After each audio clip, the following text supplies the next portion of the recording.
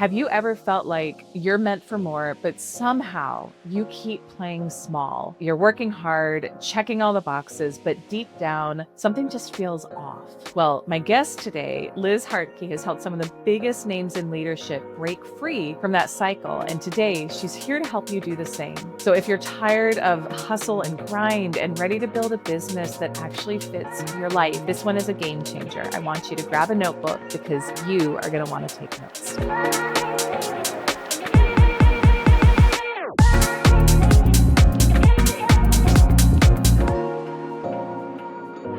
Liz, welcome to the show. This is so fun. I love this. We've gotten to connect multiple times recently, and I am so excited to share your wisdom and your brilliance with my audience. So, welcome. This is such a treat. It's a treat for me. I'm so happy to be with you, and you are just like the epitome of a glowing pregnant mother. You look lovely and you just shine, and I'm so happy to be with you. Oh my gosh, thank you. That's all we need to say. Interview over. It's good. Isn't she lovely, y'all? Oh my gosh. So, Liz, I'm gonna let you introduce yourself further, but just quick high level of you so people can get some context. I know that you are a phenomenal business leadership advisor. You're a mom, entrepreneur, founder and CEO of Luminary Leadership. And I love how you say this shepherding leaders to live out their callings. And I think that that's something that a lot of us can relate to, but we get so caught up in, the day to day and the minutia. So I'm curious about you with your entrepreneurial background. Were you one of those kids with the lemonade stand where you always knew you were going to be an entrepreneur? Or did it happen a little bit differently for you? Yeah, I would say something in that realm. So I grew up in a family of entrepreneurs. Both of my parents run their own businesses. My grandparents had their own business, aunts and uncles, and I kind of hopped around as a kid and through college. That's where I'd work in the summers. And so I was a product of that world of small business. And I loved that gave our family such a gift of flexibility. Like my mom never missed a ball game and was always there to make dinner and tuck us in. But I also have pretty vivid memories, being whatever, 4, 5, 6 years old, getting up at midnight, 1 a.m. to go use the bathroom and seeing the dining room light on dim and my mom's papers strewn around the table. And she was making up for lost time because she had that flexibility, but she didn't really have the freedom because if she wasn't working, she wasn't earning as a small business owner. So I tried my hand in I'm gonna climb the corporate ladder. Like, I'm competitive. I was an athlete. I love that energy. It took about 5 minutes for me to realize that was a slow death. I'm essentially unemployable. I have to be carving my own path to have joy and just the creative freedom. And honestly, I thrive in challenge, and I didn't feel properly challenged in those environments.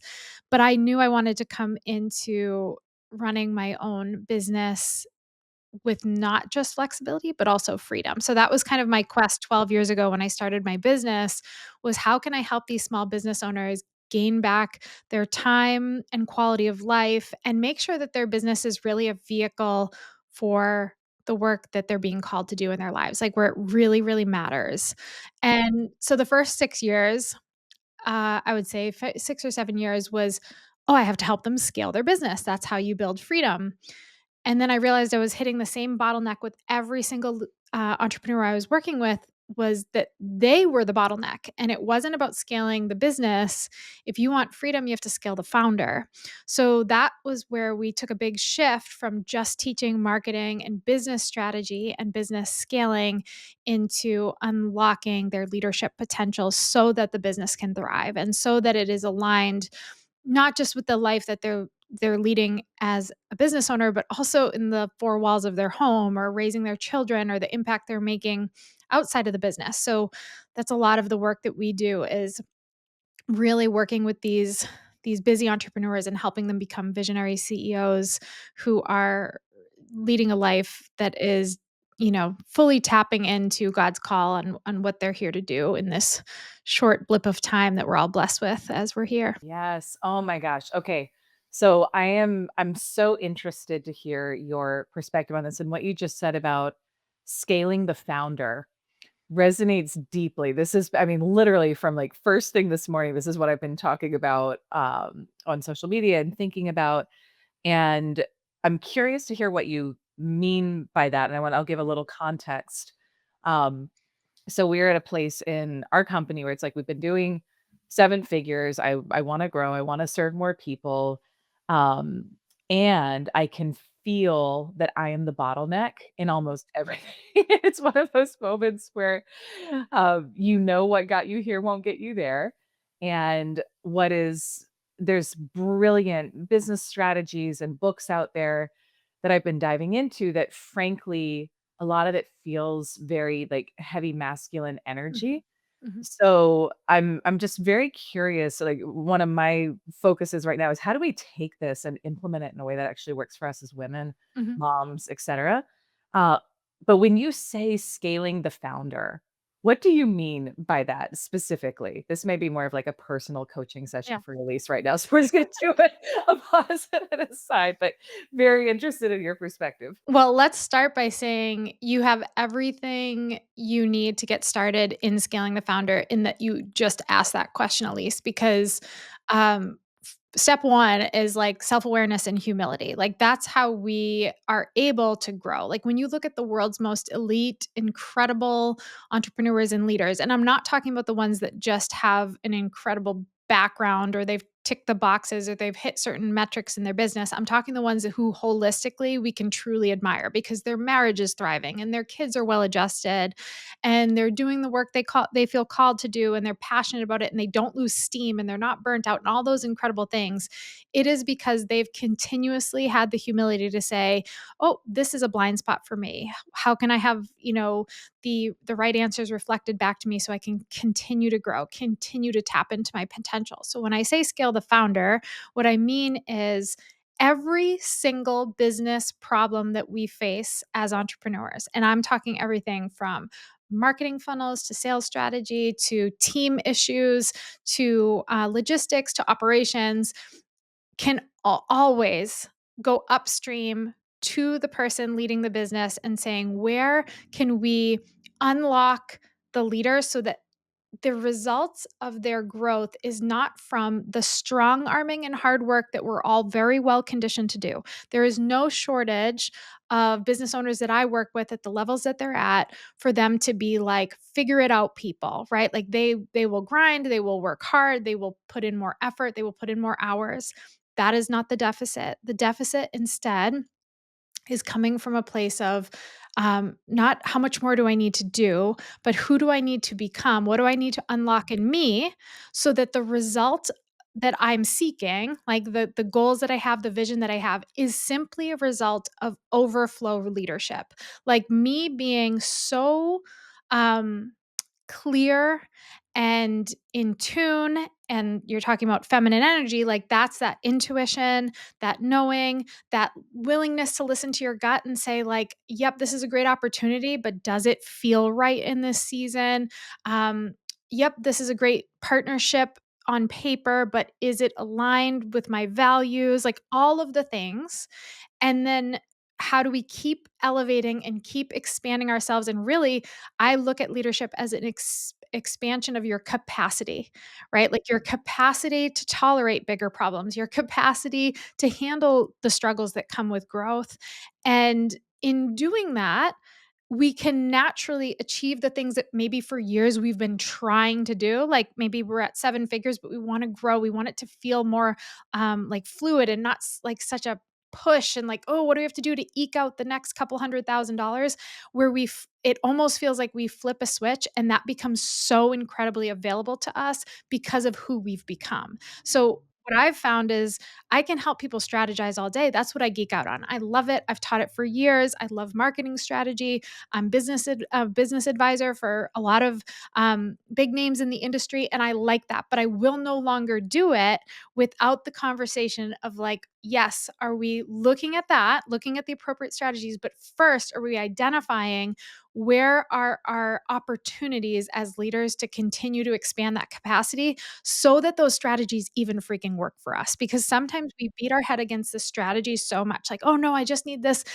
new marketing strategy or this seems to be working for someone growing their email list." And we try to apply it and it just doesn't click or it feels like heavy versus when we are the version of ourselves that's required to go to that next level that we're seeking, we naturally tap into another level of momentum and inertia and possibility that we just can't like force our way into when we're in that mode of hard work and pushing and grinding that we're so conditioned to as entrepreneurs. One of the things that we teach and believe within the program is your results will never supersede your identity.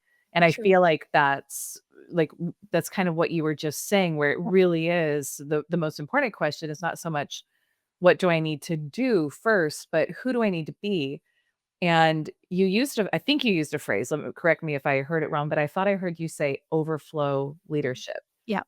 Can you speak to that a little bit more and what that looks like to step into for someone who's maybe feeling like, "Okay, I'm at capacity at a certain level," but it sounds like there's another way Yeah. to do it, and so what does that look like in the context of overflow leadership? Yeah, I'll speak in examples because that's how my brain wraps around things. I'm so visual. I have to like tell me exactly what do you mean in the tangible. So when I think about the clients that I work with, almost all of them have achieved success, right? Like they have and I work with people across all different industries. And so in doing that, the way that you achieve success is often on what in business terms we call the S curve, right? Like the earlier stage of business, we're in that like just try to get it off the ground. We're living on caffeine and a prayer, like just going, going, going.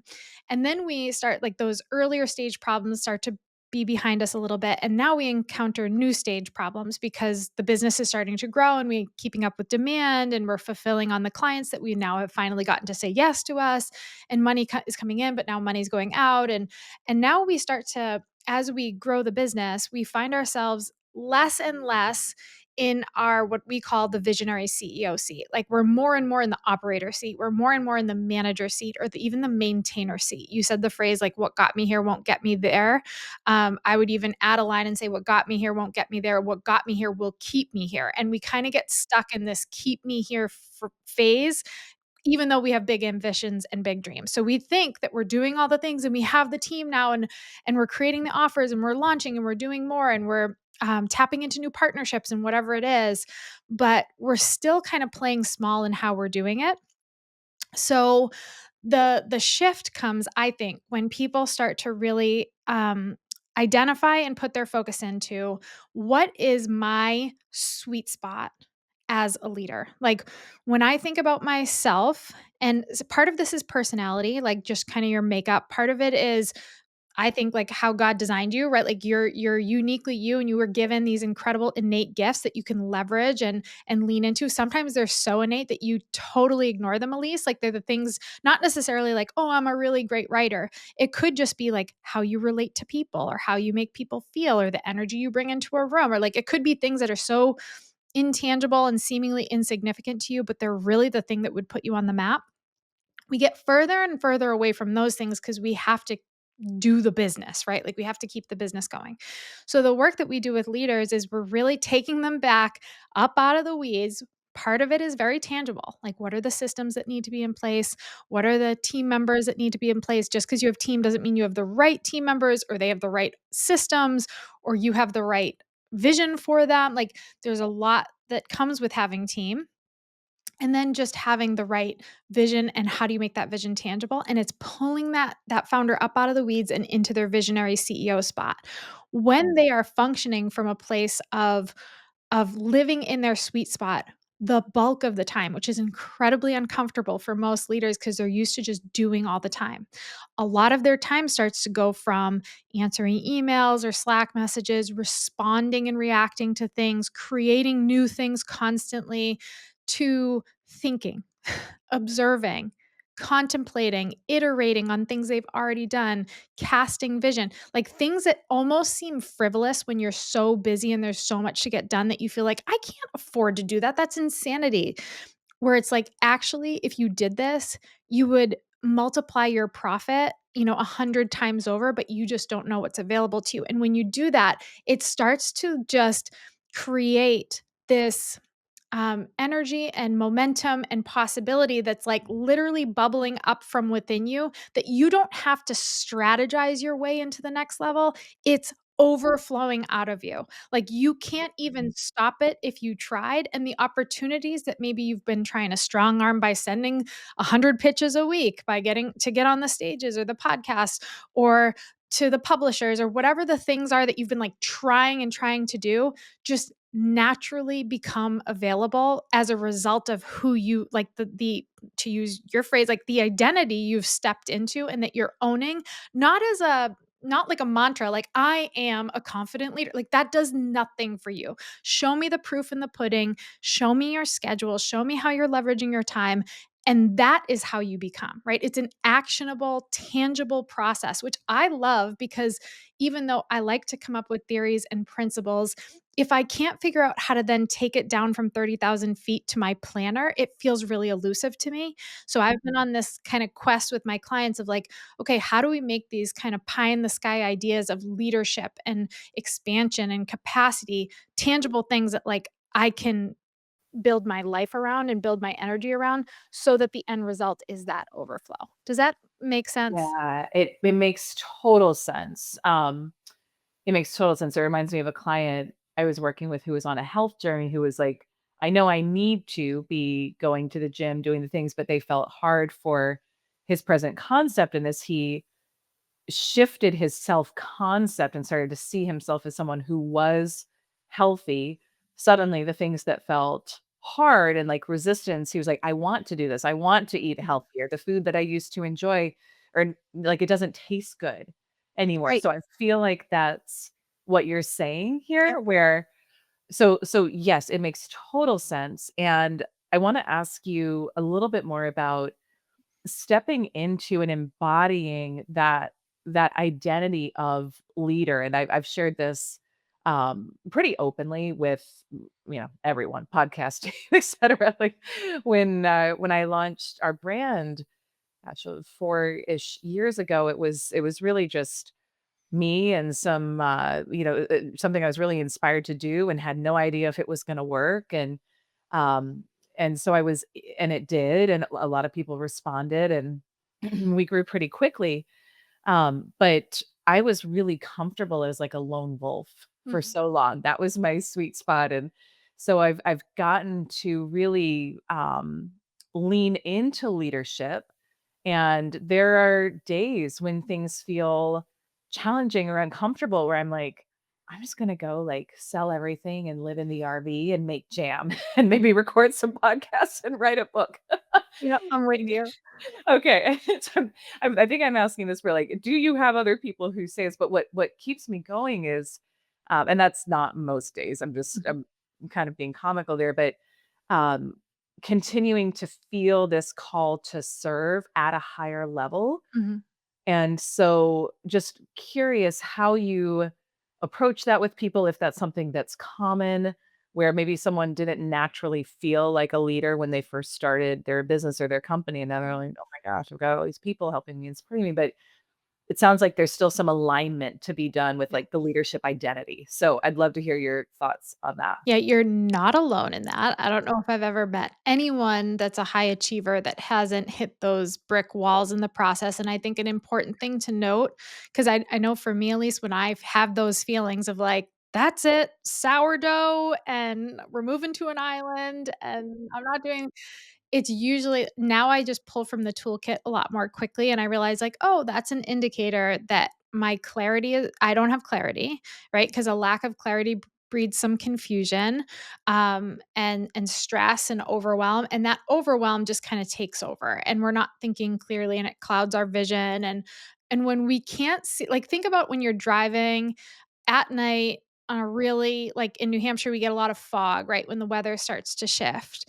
So, it's 9 PM, it's pitch black, I'm going to drive to my parents' house, and it's dark and it's foggy, and my headlights are only showing me, like, the next 5 feet in front of me. It is wildly unnerving. But if it's a blue sky day like today and I can see for miles, I'm not even thinking about the driving. Like, I'm just on the journey. I'm enjoying it. I'm excited about where I'm going. I have great clarity. There is a bunch of like stress and defeat and those feelings like when you just can't see the path forward. And our tendency as high achievers is just keep going, just keep pushing. And I think the biggest thing that I've learned to do is that to me is the indicator light on the dashboard of like, Liz, pull over for a minute. Like, let the fog clear. Why do you have to feel like you constantly have to be pushing forward? And I think the energy behind it is, well, if I'm not pushing forward, like I'm going backwards, I'm failing. And what's funny is so often, like when you think about that situation of driving in that fog and in that dark, I'm driving 10 miles an hour because I'm terrified and I can't see ahead. If I just pulled over for a half hour because you blink in New Hampshire and the weather changes and then it clears up and I can see fine, then I get back on the road. I'm going 65 and I'm cruising there. I feel like because I'm progressing, which is our check the boxes, be productive, get things done. I feel like I'm maintaining progress, but if I were to just take a minute and identify where am I going and why am I going there? And do I feel excited about it? And am I using my innate gifts to get there? And am I living in my sweet spot to get there? Am I living down in the weeds doing the crap that doesn't inspire me, but I feel like it has to get done? I could, again, 100x propel myself forward in a shorter window of time had I just taken a minute to get myself right, like to be a visionary CEO for a minute, look out at the horizon line and get that clarity again, and then I wouldn't feel those burnout tendencies, and I've given myself permission to do that. In fact, I've built it into what we call it the visionary CEO schedule. It's something we teach to our mastermind clients, and our clients is you actually strategically build uncomfortably big blocks of time into your week. As much time as you spend in meetings and responding and doing it on social media, more time getting that clarity. And we have processes to give you that clarity in that time. So you're not just like blocking your calendar and feeling like you're twiddling your thumbs for 2 hours because you don't know what to do with it. But there are actual processes to gain that clarity because it's so common to feel what you described. It's just like, to me, it's just the vision is blurred. How do we get it clear again? And then not only will you be feeling great, the actions that you take will actually be the right actions versus just action for the sake of action because you're uncomfortable with stillness. If you're ready for a quantum leap, I've got something for you. Inside my 10K club, I teach my full superhuman selling framework, which is the same process that I've used to help sales leaders and entrepreneurs hit record breaking months without burning out or chasing clients. You're going to learn the exact strategies that we talked about today, plus the mindset shifts that make all the difference. So head to elisearcher.com/10K club to apply today. So brilliant. It makes total sense. And I think the analogy helps so much with dialing in it. It's like, of course, it's going to feel hard and you're going to feel like you're moving slowly because you can only see a little bit in front of Yeah. you. So it makes perfect sense. I want to hear a little bit of your take on this. So Yeah. we're gonna do just a fun little like quick responder exercise here where I want to share. We're going to talk about some success red flags. So signs that someone who's listening may be stuck in that hustle trap and they're not clear. They're staying stuck where they are. So I'm going to give you some potential signs to respond to that someone might be stuck in the hustle trap. And I would love to just hear your thoughts and your approach in like maybe a quick 30 seconds of what would you say to someone who's experiencing this right now. So the first one is if someone feels guilty when Mm. they're not working, right? Even when they know that it helps to set it down. What would you say to someone who has that paradigm and that mindset right now? Stop focusing on the business for a minute and go back to the life plan. Your life plan, like the vision for your life, what feels right for your life comes first. And when you use the business as a vehicle to help that blossom and become, including, I think of it from the angle of a mom, like you can feel a lot of mom guilt, right? Um, it changes everything because now your family and your business, it's all interwoven as a part of how you're pursuing that life's mission and that life plan. So cuz sometimes it's disjointed. Like the way we try to compartmentalize, like keep the business over here, keep strong boundaries between you and your family, using that as the example. Instead, I like to look at it as like integration and like what are we all here to do and how does the business play a role in how we're pursuing that? It helps you better understand and helps you better communicate to the people around you that you would feel guilty, for not being with in those moments, that they're a part of this mission too. And by them giving you that time, like that's part of pursuing the mission and how they're playing their role. Oh my gosh. Okay, I wanna come back to that. Yeah. I wanted to, excuse me, to ask a question about being a mom and running a business before we wrap, so I'm gonna come back to that because I think that that's really, really important. The one other red flag that I'll ask you about is if someone keeps hitting goals, but they don't feel like it's ever enough. Mhm. What would you say to someone who's in that scenario? Yeah, you're living in, either, like, performance or productivity or production and not clarity and calling. You everyone listening is very capable of doing things, like, of hitting goals and setting the goals and working hard towards those goals and leveraging their willpower and ambition. When you are in your calling, like, meaning you are doing what you are called to do, sometimes that calling isn't even a want. Like, it's not even what you wake up and you're like, "I really want to do this," because wants kinda waffle like feelings do, like, they change day to day. A calling is like, you might feel that calling and be like, "I'm not prepared for that, like, I didn't plan for that, I can't do that, I don't have the resources for that," but when you sit with it, it has a lightness, like, it's right, you know it. Um, when you are pushing for those goals, but it's just not satiating and it's not advancing you into, what you know is really for you, like, to me, that's like a gap between doing the things you're capable of and doing the things you're called to do. Wow. There's so much there that you shared that I think is important and even it resonates deeply with me on the calling piece, right? Like when you're responding to your calling, it's a different energy and there's so much stretchiness and so much expansion. And for me, that's part of why I'm like, okay, I want to continue to always work on being better as a leader, stretching my capacity because that calling to serve is so big. So Mhm, thank you for that distinction because I think that sometimes people think, "Oh, our calling, our purpose should always feel really light." And I don't think it always is that. mhm. It's not always the things that feel the easiest, but it's the things that call us in our soul. Yeah. I wanna ask you before you share where everyone can connect with you and get more of your brilliance and magic, because this has been so good. I wanna come back to a little bit of what you said about, as a mom doing this, and I shared earlier that with some of the things we're working on putting in place in the company, they're very good and they feel very masculine energy. And so I'm always thinking about through the lens of how do we interpret this and translate this as moms, as partners, as women.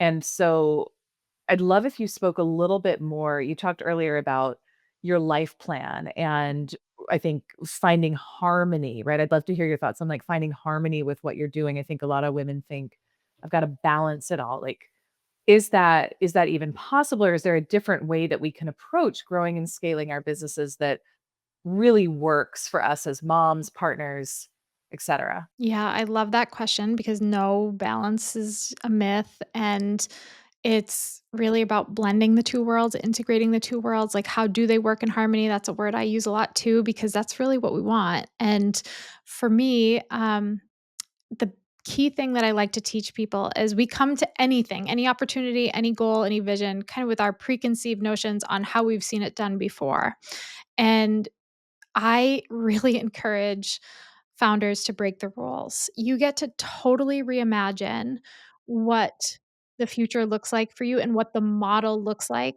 the model of your business looks like to fit your family, to fit your life plan. And when I say life plan, it's really, there's nothing super formal about it. We teach it and we do it with our clients. But it's really like, what are your non-negotiables? Like, what are the things, the key things in your life that you want to maintain? Like for us, like we know we want to homeschool. So we move heaven and earth. Like it doesn't look pretty sometimes, but we know that that's a priority. So we make our sacrifices to ensure that that gets preserved. Or we want to live near family. We literally left our dream home and moved cross country to be present with family, to care for them and to be cared for by them. So knowing what you want, but you can totally reimagine it. And I'll just give a really quick example. Is I have a client, she runs a $26 million fence company here in New Hampshire. She's incredibly successful and she's a mom. She just gave birth to her third little baby last week. And she reimagined what it looks like to be the CEO and owner of this mega corporation. She built a new office for herself that has a playroom off of it for her children, because she's like, "I'm sick of, like, leaving the house and coming into work and not having that time. Like, I want them by me." So she gets to totally like, she had never seen that done before, but she got to reimagine what it looks like. I had another client who was on the speaking circuit, and she's an author, and she wanted to close that down to be home with her kids. I'm like, "What if you just spoke locally and your kids were at your talks and people came to you?" And like, so she got to reimagine what it means to be a speaker. So you get to break the rules and create new rules that align with that life plan that you have and preserve those non-negotiables. That is so good. That is so good. That is, something we talk about a lot in the community is, like, you have to make your own rules. Yeah. And so just reexamining everything and Mm. making it work for you. Gosh, I love this. I love you. I wanna I wanna hang all afternoon and keep asking you questions because you were such a treasure trove of brilliance. Will you please tell everyone, Liz, where they can connect with you? You've got a phenomenal podcast, you've got beautiful programs, community. Will you just tell everyone more, maybe take a minute and share more about Yeah. how they can connect and how they can go deeper into your work? Well, I have loved being with you. After your maternity leave, we're getting together because we're one state apart. Um, Probably the easiest way is come on over to Instagram. I'm at Eliz Hartke, Hartke, and just DM me the word template, and I'll send your audience my visionary CEO schedule so they can visually see what the heck I'm talking about and what it looks like tangibly to start to live into that. Um, and my podcast, I don't, depending on when this comes out, it is either the Luminary Leadership podcast or you're hearing it here first, that we have rebranded to Your Big Next, which is also the title of my book coming out later this year. So come on and subscribe to the podcast because we have some incredible stuff coming. That's so exciting, and what a great title too, Thank Your you. Big Next, and congrats on the book. That is a project, so when it's out, I'd love to have you back Yes, and please. share more about that work. So, thank you again. I so appreciate this. I just again, I love you, I appreciate you. This was really powerful. I know not just for me, but for our listeners as well. So we will link everything in the show notes for people to go connect with you to get the incredible template that you shared. And to you, my listener, I want to thank you as always for being part of our community and for listening to the Superhuman Selling podcast. And I want to remind you to trust yourself on your path to success. Your desires are green lights leading you and everyone around you to a brighter future. We'll see you in the next episode.